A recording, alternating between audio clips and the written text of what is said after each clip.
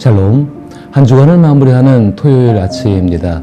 이 토요일에도 우리 하나님의 사랑과 그리스도 예수의 부활의 능력과 은혜 그리고 성령의 충만함이 함께하기를 기도하고 축복합니다. 함께 읽고 묵상할 말씀은 데살로니가전서 1장 6절로부터 10절 말씀입니다. 제가 읽어봅니다. 또 너희는 많은 환난 가운데서 성령의 기쁨으로 말씀을 받아 우리와 주를 본받은 자가 되었으니 그러므로 너희가 마게도냐와 아가야에 있는 모든 믿는 자의 본이 되었느니라.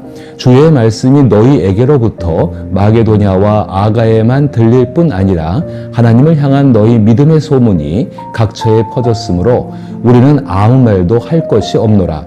그들이 우리에 대하여 스스로 말하기를 우리가 어떻게 너희 가운데에 들어갔는지와 너희가 어떻게 우상을 버리고 하나님께로 돌아와서 살아계시고 참되신 하나님을 섬기는지와 또 죽은 자들 가운데서 다시 살리신 그의 아들이 하늘로부터 강림하실 것을 너희가 어떻게 기다리는지를 말하니 이는 장래의 노가심에서 우리를 건지시는 예수시니라. 아멘. 저는 오늘 이 말씀을 가지고 성령의 기쁨과 참된 믿음으로 세워진 특별한 신앙 공동체에 대해서 생각해 보고자 합니다. 신생교회나 믿음을 시작한 지 얼마 되지 않은 그리스도인들이 빠르게 성장하고 유명해지는 모습을 종종 보게 됩니다.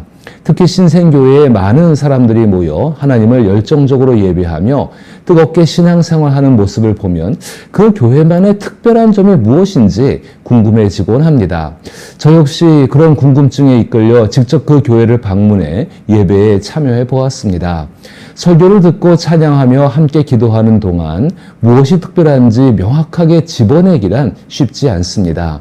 분명히 뭔가 달랐지만은 다름의 차이를 구체적으로 정리하지 못했던 이유가 있습니다. 그것은 제가 가지고 있었던 교회는 설교, 찬양, 기도가 이러해야 한다는 고정관념 때문에 객관적으로 바라보지 못하고 주관적으로 판단했던 것임을 나중에 알게 되었습니다.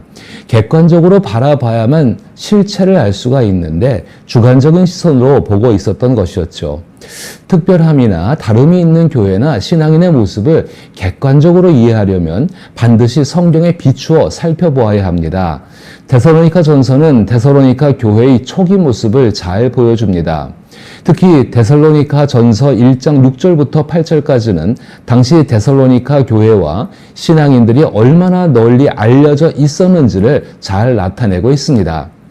또 너희는 많은 환난 가운데서 성령의 기쁨으로 말씀을 받아 우리와 주를 본받은 자가 되었으니 그러므로 너희가 마게도냐와 아가야에 있는 모든 믿는 자의 본이 되었느니라. 주의 말씀이 너희에게로부터 마게도냐와 아가야에만 들릴 뿐 아니라 하나님을 향한 너희 믿음의 소문이 각처에 퍼졌으므로 우리는 아무 말도 할 것이 없노라. 이 구절에서 바울이 경험한 특별하고도 만나는 누구에게도 말하고 싶은 감동이 있습니다. 복음을 듣고 변화된 사람들뿐만 아니라 그들의 주변과 그리스 및 인접 국가들의 다양한 계층 사람들에게도 데살로니가 교회와 그 교인들은 깊은 인상을 남겼던 것입니다. 좋은 소문이 나게 해달라는 기도의 제목처럼 데살로니가 교회에 관한 이야기는 당시 사람들 사이에서 널리 회자되고 있었습니다. 바울의 말대로 데살로니가 교회에 대한 소문은 그리스 북부의 마게도니아와 남부의 아가야 지역까지 퍼져나갔으며 북쪽과 남쪽뿐만 아니라 동쪽으로는 아시아, 오늘날 터키에 해당하는 비두니아, 그리고 현재의 작은 발칸 국가들까지 날려졌던 것입니다. 이 모든 일이 데살로니가 교회가 시작된 지 채 2년도 되지 않은 시점에서 일어난 일들이었습니다. 사람들이 특히 주목한 점은 새로운 교회 자체뿐만 아니라 그 교회가 형성된 과정이었습니다. 바울이 언급한 대로 데살로니가 교인들은 마음을 열고 친절하게 바울, 실루아노, 디모데를 환영했을 뿐만 아니라 그들이 전한 메시지에 대해 더욱 깊은 환영과 기쁨을 표현했습니다. 바울은 이러한 반응이 복음이 가져온 즉각적인 결과이며 성령께서 주신 확신과 기쁨의 표현이라고 설명합니다. 그 메시지의 핵심은 우상이 아닌 참된 하나님을 예배하라는 초대였습니다. 오늘날 종교의 자유가 보장된 환경에서 그리스도인들은 참된 하나님을 예배하라는 초청을 특별하게 여기지 않는 경우가 많습니다. 이는 너무나 자연스러운 일로 받아들여지기 때문인 것입니다. 그러나 당시 데살로니가 지역 역시 로마의 통치하에 있었지만 로마 제국은 종교의 자유를 일정 범위 내에서 허용하고 있었습니다. 그러나 그 시절 우상이 아닌 참된 하나님을 예배하라는 초청은 현대 도시에서 자동차, 컴퓨터, 휴대폰 등 현대 문명의 편리함을 포기하라는 말과 비슷하게 들렸을 것입니다. 그리스와 로마의 이교신들은 일상 곳곳에 깊이 자리 잡고 있었습니다. 예를 들어 나무를 심으려면 해당 신에게 기도해야 했고 사업상 여행을 떠날 때는 적절한 사원을 방문하는 것이 관례였습니다. 자녀의 결혼식 역시 엄숙하고 값비싼 예배를 해당 신에게 드려야 했습니다. 길목마다 신들이 존재했고 이 신들은 예측할 수 없고 때로는 악의를 품고 있기도 했습니다. 또한 신들 간의 분쟁이 잦았고 사람들은 비싼 대가를 치르더라도 신들을 달래어 자기 편으로 만들려고 애썼습니다. 특히 이렇게 많은 그리스와 로마의 신들 가운데 새로운 신 하나가 새롭게 등장하게 됩니다. 그것은 바로 로마 황제를 신격화하여 숭배하기 시작한 것입니다. 당시 로마 황제는 세계 대부분을 통치하며 평화와 번영을 유지하는 인물로 여겨졌고 신의 속성을 지닌 존재로 인식되었습니다. 이에 지역 행정관과 통치자들은 정치적 충성을 표현하기 위해 로마와 황제를 위한 사원을 세우는 데 열중했습니다. 그로 인하여서 도시들은 이 새로운 신들을 모시는 성전을 건립하는 데 힘을 썼던 것입니다.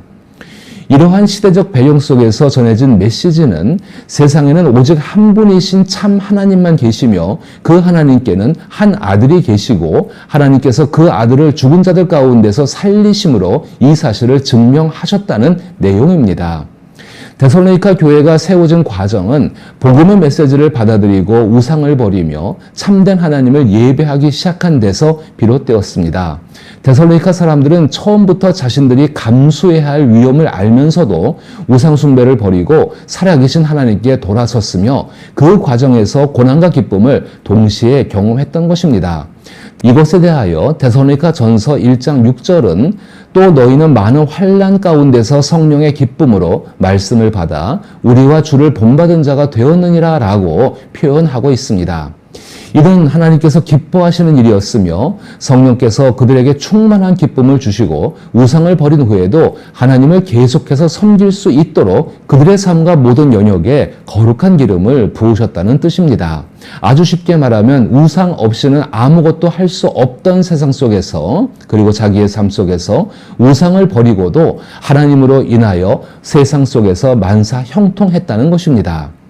성령께서 데살로니가 교인들의 회심에 특별히 기름을 부으셨다는 것은 어떤 사람이 한 방향으로 가다가 멈추고 돌아서서 다른 방향으로 나아갈 때 일어나는 모든 일에 하나님의 직접적인 개입이 있었던 것입니다.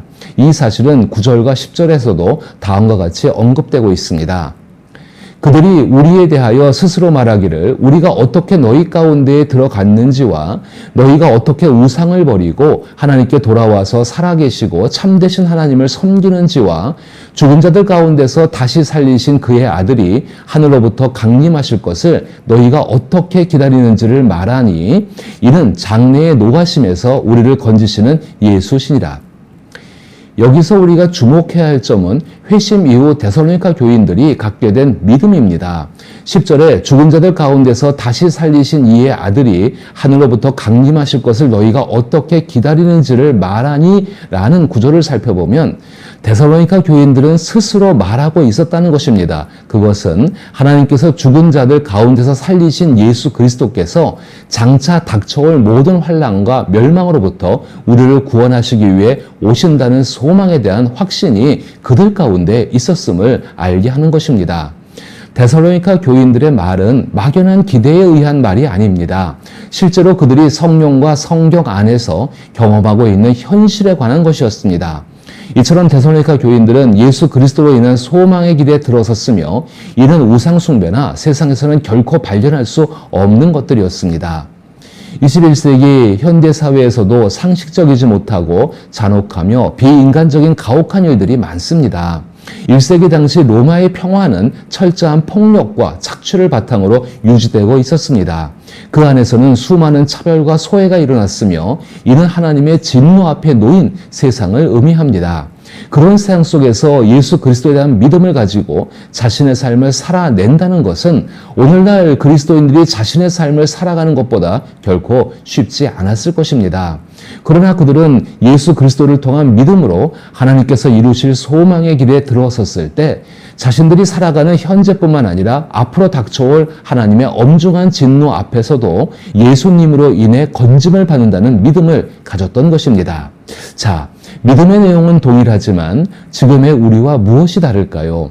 만약 그 차이를 데살로니가 교인들과 현재 우리의 행위나 삶의 모습에서 찾으려 한다면 그것은 주관적인 관점에 머무르기 쉽습니다. 저는 이러한 다름을 살아계신 하나님께서 예수님의 복음을 통해 역사하신 결과가 다름이라고 말하고 싶습니다. 그러나 그 다름에도 불구하고 모든 것이 합력하여 하나님의 뜻을 이루는 하나님의 선을 이루게 됩니다. 만약 우리가 행위의 차이에서 특별한 무엇인가를 찾기보다 성령께서 복음을 믿는 믿음을 통해 행하신 일에 주목한다면 우리의 반응은 감사와 찬양뿐일 것입니다. 또한 예수 그리스도에 대한 믿음을 바탕으로 하나님께서 이루실 일에 대한 소망을 품고 하나님을 사랑하며 오늘의 삶을 소중히 여기며 살아가게 될 것입니다. 이것이 함께 살아가는 이들에게 강하고 확실한 격려가 되어집니다.